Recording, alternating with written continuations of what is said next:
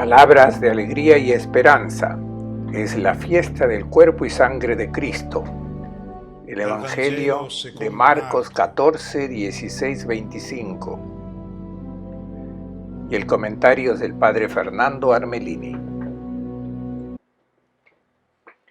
Un buen domingo para todos. En el año 304 después de Cristo, en tiempos de Diocleciano, en Abitene, en Túnez, fueron detenidos 31 hombres y 18 mujeres con acusaciones de reunión ilegal. Fueron llevados ante el procónsul y procesados. En el interrogatorio se preguntó al sacerdote Saturnino, que había presidido la reunión, por qué había violado la disposición del emperador. Y él respondió: porque tenemos que celebrar el día del Señor. Esta es nuestra ley. Luego se interrogó a Emérito, que había acogido a cristianos en su casa. Preguntó el procónsul: ¿por qué acogiste cristianos en tu casa? Y respondió: porque no podemos existir ni vivir como cristianos sin reunirnos los domingos para celebrar la Eucaristía. Luego se le preguntó a la Virgen Victoria, que orgullosa contestó: por supuesto que participé en la reunión, porque soy cristiana. Estamos a principios del siglo IV, 9 años después era el edicto del emperador Constantino que dio libertad a los cristianos. Así que estamos al final de la era de los mártires. Y durante estos primeros siglos, la celebración de la Eucaristía fue siempre el punto de referencia de toda la vida de estas comunidades. Las reuniones tenían lugar en casas particulares y partían el pan eucarístico en la mesa de casa, no en un entorno sagrado. El rito era muy sencillo y auténtico. De los primeros cristianos de la comunidad de Jerusalén, los Hechos de los Apóstoles dicen que eran asiduos en escuchar la enseñanza de los apóstoles, en la comunión, en la fracción del pan y en las oraciones. Partir el pan era la fórmula técnica para decir la Eucaristía. Por tanto, participaban fielmente en las celebraciones de la comunidad. Es hermoso el testimonio del gobernador de Bitinia y del Ponto, Plinio el Joven, un pagano que en el año 112 escribe a su amigo el emperador Trajano, porque no sabe qué hacer en Bitinia, porque debería dar muerte a los que se declaran cristianos, pero dice al emperador: ¿cómo lo hago? Pues me encuentro ante una multitud de personas de todas las edades, de todas las condiciones, de ambos sexos, esparcidos no solo en las ciudades, sino también en las aldeas y en el campo. Y luego dice que ha investigado porque quería saber quiénes son estos cristianos y qué hacen. Escuchemos lo que escribió al emperador sobre nuestras hermanas y hermanos de fe desde el principio del siglo II.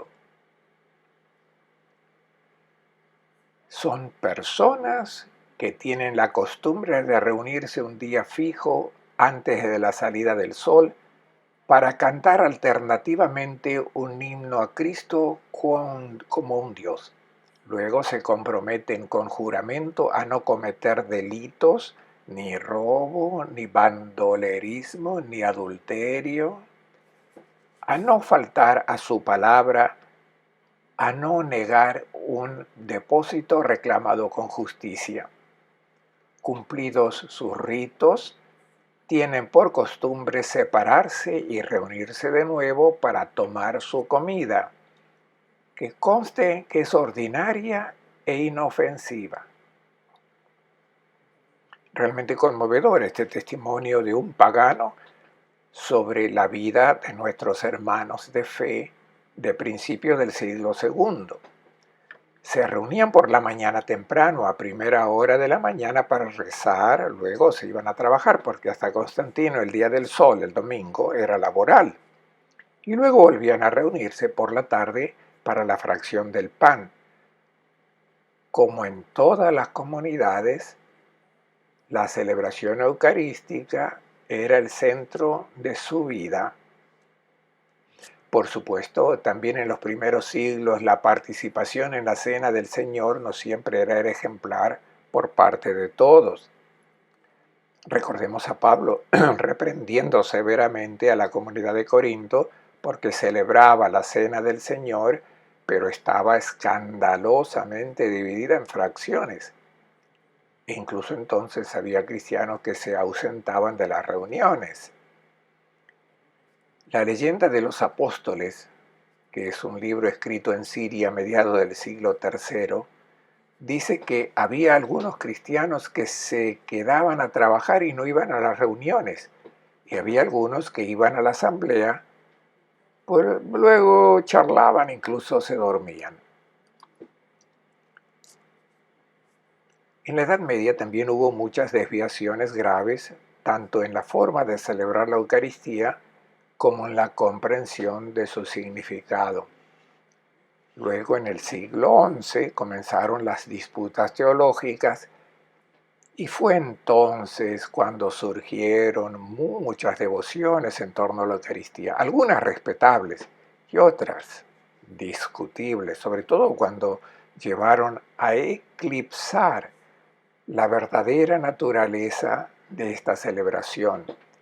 Es significativo el hecho que el Concilio Vaticano II, precisamente para arrojar luz sobre el verdadero significado de la Eucaristía, no habló de las devociones eucarísticas que tan importantes habían sido en los siglos anteriores. El pasaje evangélico que se nos propone hoy pretende poner ante nosotros la imagen original, la primera celebración de la Eucaristía, limpia de todas las incrustaciones, de todos los velos que se han ido depositando a lo largo de los siglos. Es decisivo para la vida de la Iglesia tomar conciencia de lo que ocurrió en Jerusalén en aquella Pascua.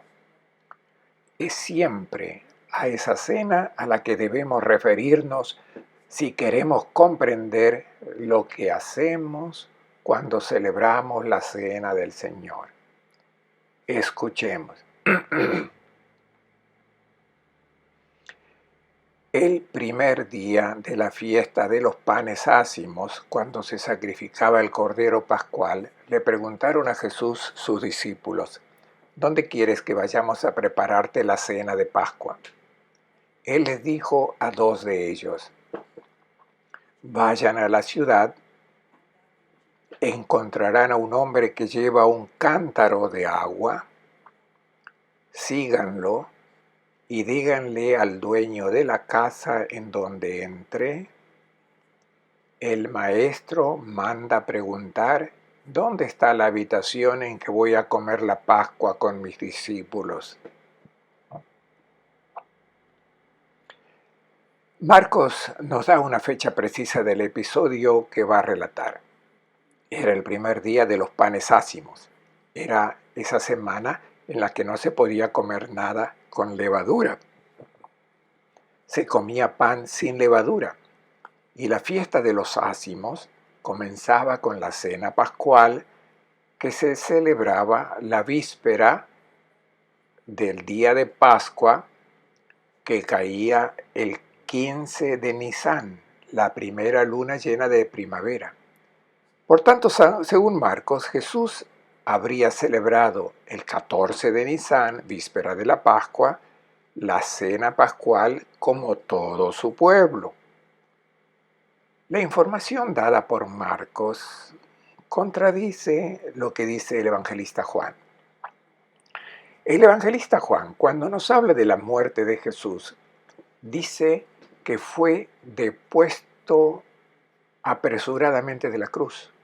También que los dos ladrones que estaban a su lado en la cruz aún no estaban muertos y apresuraron su muerte rompiéndoles las piernas porque tenían prisa por bajarlos inmediatamente de la cruz y enterrarlos porque esa noche tenían que volver a casa a toda prisa.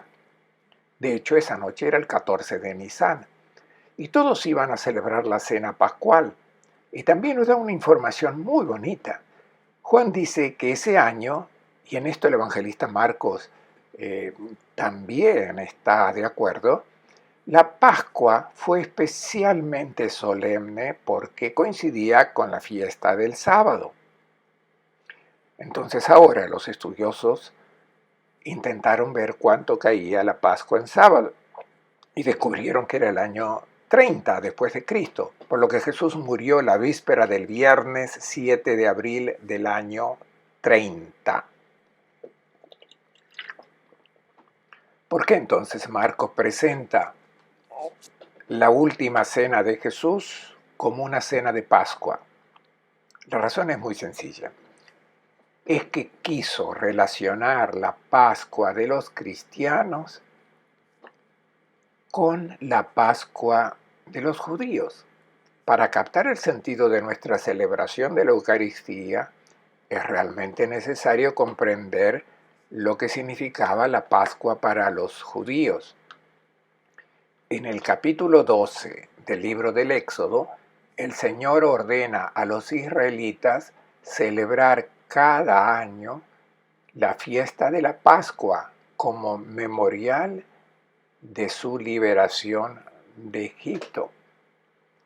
Fue en esa Pascua cuando nacieron como pueblo. Memorial, la palabra hebrea es zikaron. No es una fiesta trivial de aniversario, es la celebración de un rito por el que los judíos participaban personalmente junto con sus antepasados en la liberación de Egipto. Allí nacieron como pueblo y cada uno de ellos tenía que sentirse unido en aquel momento en que nacieron como un pueblo. También nuestra celebración de la Eucaristía es el memorial, es el sicarón, no de la liberación de Egipto, sino del acontecimiento que se refiere a toda nuestra historia, a toda nuestra vida. En Eucaristía celebramos nuestro origen, nuestro nacimiento, porque como cristianos nacemos en la Pascua. Los judíos aún conmemoran hoy su nacimiento como pueblo con una cena, la cena pascual. Nosotros celebramos nuestro nacimiento con la cena del Señor, como la llama Pablo. Tratemos de entender ahora la última cena de Jesús con los discípulos. Es una cena que, al igual que la cena judía, debía ser preparada. Jesús quería celebrarla porque debía establecer el signo por el que las comunidades de todos los siglos harían presente al mundo toda su historia de amor. Hemos observado que un aire de misterio rodea esta preparación de la cena. ¿Por qué? Jesús se había dado cuenta de que Judas había decidido entregarlo a la autoridad religiosa como un peligroso subversivo y se preocupó por celebrar bien aquella cena. Debió de ponerse de acuerdo con el dueño de la casa y acordaron una señal con la que fuera fácil identificarlo. Un hombre con un cántaro de agua. Era muy fácil identificarle porque las mujeres llevaban agua con el cántaro en la cabeza. Los hombres lo llevaban en odres. Este hecho lleva consigo un mensaje. Un hombre realizando un humilde servicio que es el de las mujeres. ¿Quién es el que te introduce en una verdadera celebración de la cena como la de Jesús? Te introduce el que se hace siervo de los hermanos y no se avergüenza de realizar un servicio muy humilde reservado a las mujeres. Escuchemos cómo será la sala en la que se celebrará la cena. Él les enseñará una sala en el segundo piso, arreglada con divanes. Prepárennos allí la cena. Los discípulos se fueron, llegaron a la ciudad, entraron lo que Jesús les había dicho y prepararon la cena de Pascua. Los dos discípulos fueron enviados por Jesús para preparar la Pascua, pero observaremos que a lo largo del relato de la última cena de Jesús con los discípulos, no aparece nada de lo que caracterizaba la cena pascual judía. No se menciona el cordero, los panes ácimos, las hierbas amargas, las verduras de primavera. Todo esto era indispensable en la cena pascual judía. Significa que se trata de una nueva cena. Jesús va a celebrar la Pascua cristiana, la que quedará como memorial de su Pascua. El interés de Jesús en esta preparación está en la sala de la que especifica todas las características. Significa que son importantes y debemos comprender primero su significado.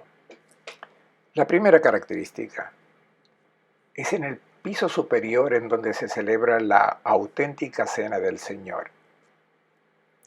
En el monte Sión está allí hoy una sinagoga que ya había sido utilizada por la primera generación de cristianos. Y encima de esta sinagoga había una sala en la que estos primeros cristianos celebraban la Eucaristía.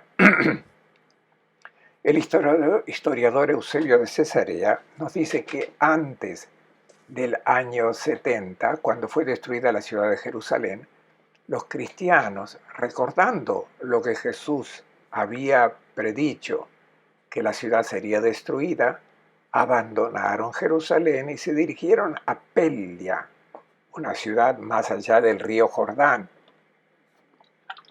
Luego volvieron y reanudaron el uso de aquella sinagoga como lugar para la celebración de la palabra, donde se leían los libros sagrados y luego subían al piso superior para celebrar la Eucaristía.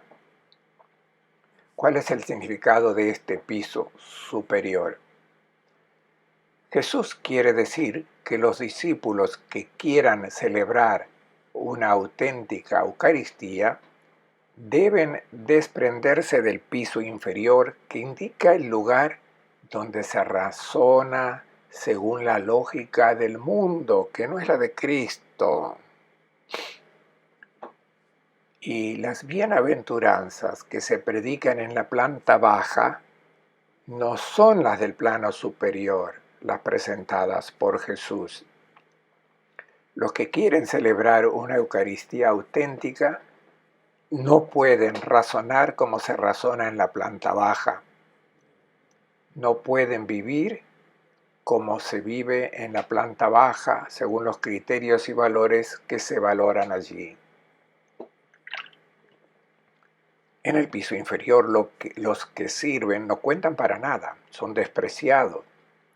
En el piso superior el siervo es la persona digna de honor. En la planta baja los amos son los dominadores, los prepotentes, los que pueden alzar la voz y silenciar a todos. Estas son las personas de éxito en la planta baja. Arriba están los fracasados. He aquí una reflexión que deben hacer los que celebran la Eucaristía. Deben saber que tienen que desprenderse de la planta baja. Y dice que la sala es grande.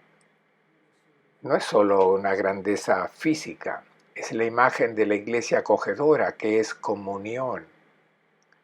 Recordemos en la parábola del banquete, un esclavo es enviado fuera 3 veces porque el amo quiere que en la sala donde siempre hay sitio esté llena. Así que una gran sala significa una sala donde todos son bienvenidos. Incluso los que han llevado una vida poco ejemplar son admitidos en esta sala. Por supuesto, deben reflexionar sobre el hecho de que es una sala de arriba, pero nadie será expulsado, ni siquiera los que se han reunido en los cruces de las calles, por lo que están bastante maltratados. Y la comunidad no se avergüenza de los hermanos que se han equivocado en la vida, los considera no como fardos. Están más necesitados de su atención y deben ser los más amados porque son los más amados por Cristo. También en la planta alta no se debe juzgar a nadie, no cotillear, no volver a hablar de los errores que se han cometido. Esto es lo que significa la sala grande. Y dice que ya está amueblada con sofás, preparada para una fiesta, con divanes. Es la fiesta del pueblo, de la gente libre, porque los judíos se habían adaptado a la costumbre de los griegos y romanos, que a su vez habían copiado de los persas, que se recostaban en la mesa. Era una posición incómoda. Se apoyaba el codo izquierdo en el suelo y la mano derecha se utilizaba para tomar la comida. Asimilaron este uso porque indicaba gente libre. Este es el simbolismo de la sala donde se celebra la Eucaristía. Los que aún son esclavos deben saber que deben dejarse liberar, porque esa es la sala donde se recuestan las personas libres. ¿Libres de qué? Los que son esclavos de sus posesiones no piensan más que acumular bienes. Deben dejarse liberar para celebrar una auténtica Eucaristía. Deben compartir los bienes con los hermanos. Los que son esclavos de su propio egoísmo solo piensan en sí mismos. Deben dejarse liberar. Quien sigue siendo esclavo de sus propios rencores o incluso de remordimiento o de errores afectivos. Quienes son aún esclavos de la imagen de Dios justiciero que castiga a los malvados. Todos estos deben dejarse liberar. De lo contrario, no celebran una Eucaristía auténtica. Escuchemos ahora lo que sucede durante la cena.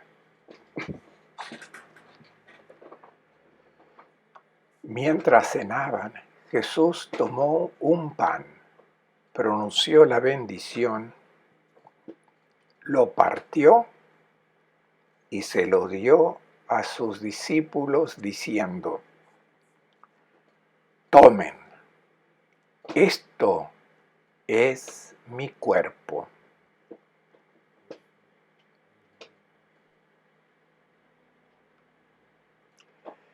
Jesús es consciente de que su fin está cerca, lo sabe. Los sumos sacerdotes ya han decidido su muerte. Imaginemos entonces lo que más tenía Jesús en el corazón en ese momento. ¿Qué era lo más importante para él? Solo una cosa: que el nuevo mundo al que él había iniciado fuera llevado adelante por aquellos discípulos que habían creído en él, que le habían encontrado a orillas del mar de Galilea y le habían seguido. Esa es la razón por la que durante aquella última cena quiso instituir un rito que sellara su adhesión, su amor por él. Al igual que en la celebración de las bodas, los dos recién casados se encontraron, se conocieron, amaron, pero en algún momento su promesa de amor fiel e incondicional debe declararse también con un rito. En efecto, Se presenta ante la congregación, el sacerdote bendice su bendición y se intercambian los anillos. Este es el rito que sella su amor definitivo e incondicional. Durante esa cena, Jesús instituyó el rito por el que la comunidad de discípulos, como una esposa, está llamada a declararle su amor incondicional. Tratemos ahora de captar el significado de cada gesto y de cada palabra de este rito. Mientras cenaban, Jesús tomó un pan. No tomó un pan que parece que levantó la hostia blanca, no. Tomó pan de la mesa, podría haber tomado otro alimento. ¿Por qué eligió el pan? ¿Qué tiene de especial? Prestemos atención, porque cada detalle de este rito es significativo. Debemos captar su significado para entender lo que ocurre. ¿Qué hacemos cuando vamos a comer ese pan, el pan eucarístico? En la cultura de todos los pueblos del Oriente Medio, de la cuenca mediterránea, sabemos que el pan es el alimento básico para la vida. En la Biblia este término aparece 500 veces en el Antiguo Testamento y 100 veces en el Nuevo. Comer pan significa simplemente alimentarse. ¿Qué tiene de especial el pan? ¿De dónde viene? Viene de la naturaleza. En el pan están presentes todas las fuerzas de la creación, las fuerzas del cielo, la luz, el calor, el sol, el aire, la lluvia y las de la tierra, que hacen crecer la espiga de trigo. Y en todo esto el hombre no tiene nada que hacer. Todo es don de Dios, que ha preparado esta creación para la vida de todos sus hijos e hijas. Pero el pan no crece en el campo. En el campo crece el grano, y para que el grano se convierta en pan es necesaria la intervención del hombre con su trabajo. En el libro del Génesis, Dios dice al hombre: comerás pan con el sudor de tu frente. Por lo tanto, pan significa todo lo que es necesario para la vida. Luego pronuncia la bendición. No dice la comida, no. Se bendice a Dios por la comida que nos da. Bendecir significa reconocer que todo lo que necesitamos para la vida viene del Señor. Es su don. Nada es nuestro. Cuando pronunciamos la bendición, declaramos que hemos tomado conciencia de que todo es de Dios. Él es quien ha preparado esta mesa para sus hijos e hijas. Nosotros no somos amos, somos comensales. Participamos en un banquete, pero somos invitados. Y después de nosotros vendrán otros invitados. Debemos tomar conciencia de esta verdad. Esto es lo que nos dice la Eucaristía cuando nos acercamos a comulgar. Toma conciencia de que todo es de Dios y que no eres el dueño de estos bienes necesarios para la vida. Y Jesús parte este pan. ¿Qué significa partir el pan? Significa compartirlo. Solo al compartir se hace Eucaristía basada en el don que es capaz de hacer florecer el nuevo mundo, la fraternidad entre los hombres. Si no hay compartir, no puede haber fraternidad y paz. Siempre habrá competición y cada uno intentará acumular siempre más y más, como si fuera él el amo. No, eres un invitado. Después de ti vienen otros invitados. Por lo tanto, el primer significado de la comunión eucarística es la toma de conciencia de ser invitados de Dios en este mundo, comensales en el banquete de su reino, hermanos y no rivales. Y luego Jesús da este pan. Y en este gesto de partir el pan y darlo a los discípulos, está todo el sentido de la vida de Jesús, que se hizo pan para la vida de todos. No guardó para sí ni una migaja de su tiempo, de sus capacidades, de sus fuerzas. Todo lo dio para la vida. Se hizo pan y dijo: tomen, esto es mi cuerpo. ¿Qué significa cuerpo? Nosotros identificamos el cuerpo con los músculos, con la parte física de la persona, como distinta del alma. No, esto es filosofía griega platónica. La antropología bíblica no hace tales distinciones. El hombre, la persona, es una unidad. La persona tiene cuerpo. ¿Qué quiere decir entonces Jesús cuando dice, este es mi cuerpo? Está diciendo simplemente, este soy yo, esta es toda mi vida entregada, mi vida que se ha transformado en amor por la vida del otro que está presente en este pan. ¿Quieres saber quién soy yo? Jesús dice, soy pan. He convertido en pan toda mi vida. Nosotros decimos, bueno, como el pan. No es el pan el que se convierte en el cuerpo de Cristo, es Jesús el que se hizo pan y se nos presenta como pan y nos dice, tomen este pan que soy yo. Quiere decir, asimila este pan que soy yo, asimila toda mi historia de amor de mi vida, dónala y hazla tuya. Cuando comes ese pan, declaras con el rito que unes tu vida a la mía y por tanto que te haces pan como yo me he hecho pan. Esto es la Eucaristía y solamente esto. Escuchemos ahora el segundo signo puesto por Jesús.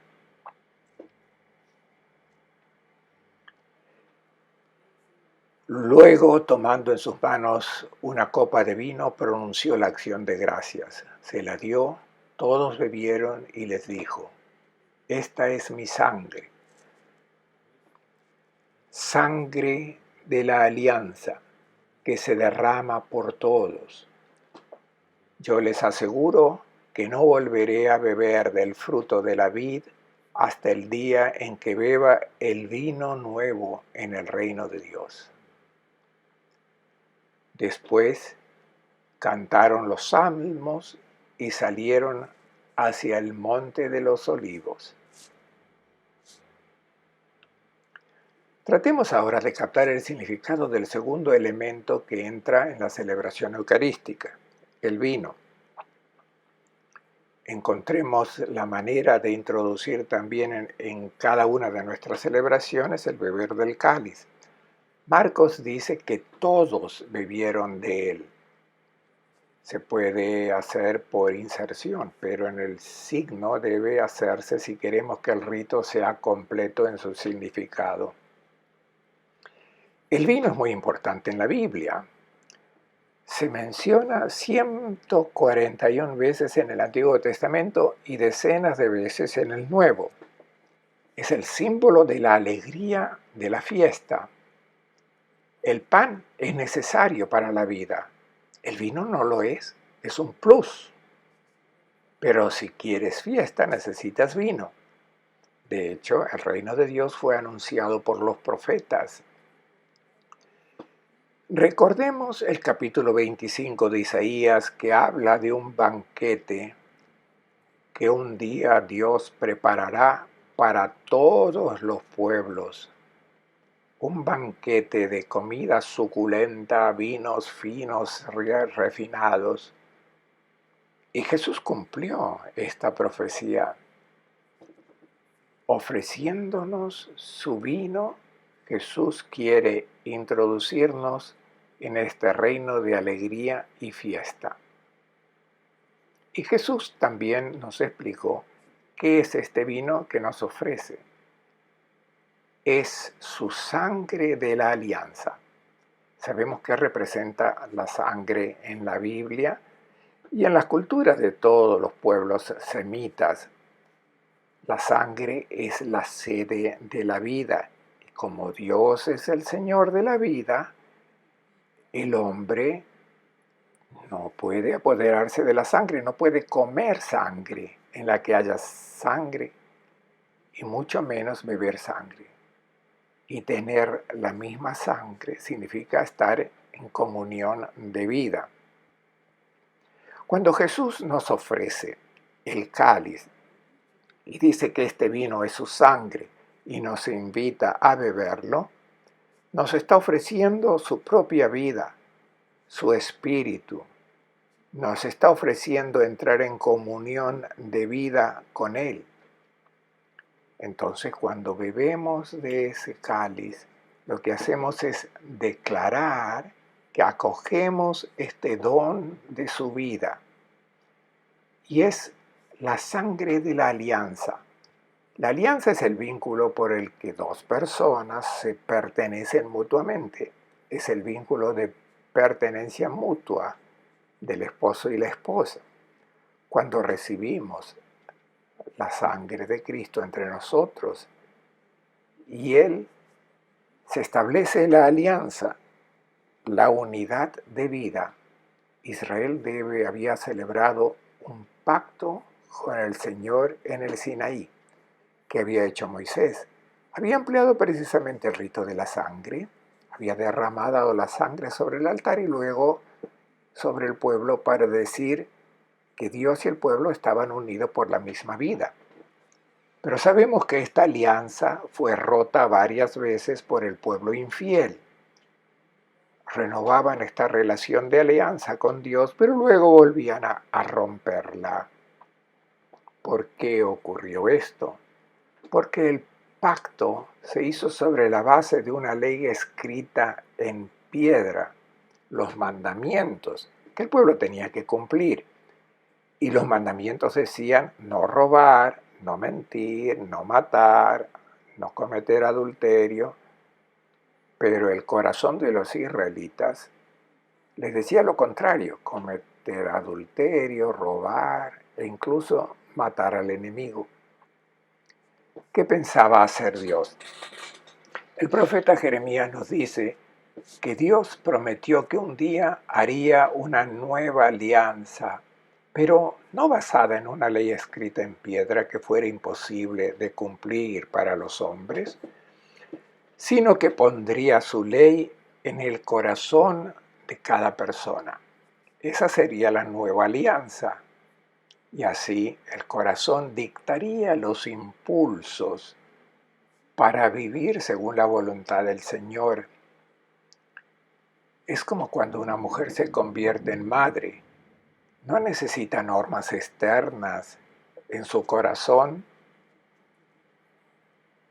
es el que le dice lo que debe hacer por su bebé. Y así cuando uno recibe esta nueva vida, la persona tiene un nuevo corazón que le impulsa a vivir según Dios. Jesús nos ofreció su vida.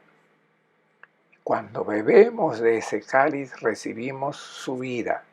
Entonces la Eucaristía, si es auténtica, si no es hipócrita, debe manifestarse concretamente en la vida cotidiana, una vida que debe ser perfectamente conforme a la vida de Jesús de Nazaret. La conclusión del pasaje nos presenta unas expresiones un tanto misteriosas de Jesús, diciendo que no beberá más del vino hasta que vuelva a beberlo en el reino de Dios.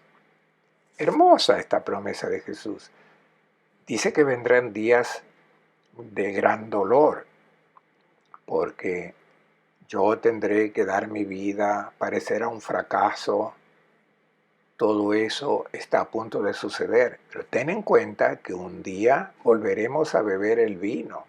Esto es, que llegará el momento en que la alegría será plena y definitiva y será en el reino de Dios cuando se realice plenamente el plan de amor del Señor para este mundo plenamente realizado. Este será el día en que volveremos a beber el vino de nuevo, es decir, estallará nuestra alegría por la realización del plan de Dios sobre el mundo. Les deseo a todos un buen domingo y una buena semana.